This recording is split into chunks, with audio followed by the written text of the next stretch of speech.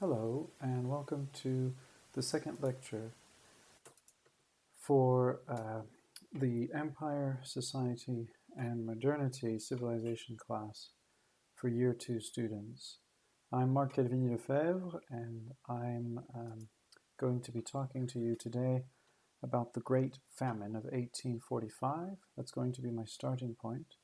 The perspectives I'll be bringing to it are colonial history, economic history, and political history.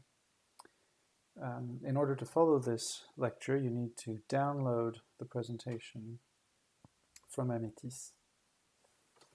So if you turn to the first slide, you'll find a map on the left-hand side, which is very colorful, as well as two tables. Let's have a look at the map first.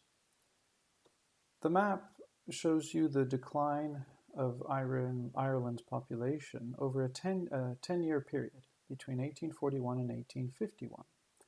And if you look at the key for the map on the left, you'll see it's a color-coded key, and it shows you that the population fell by between 1 and 30% and more than 30% all over the country, except in 3 areas that are in green. Those 3 green areas are the only ones in which the population grew, and all 3 of them are centered on large towns. Belfast in the northeast, Dublin in the middle there, and Cork in the southeast.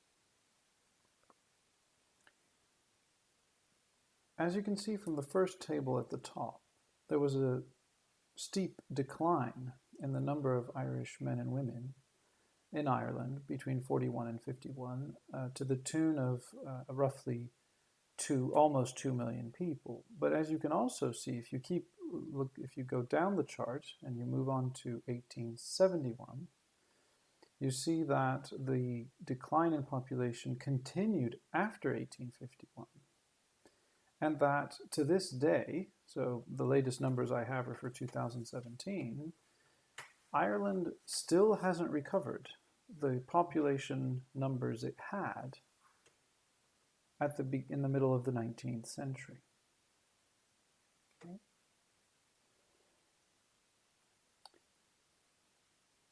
What is it that caused this collapse in the population?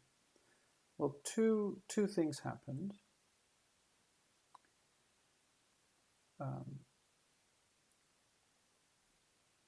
1.6 million people died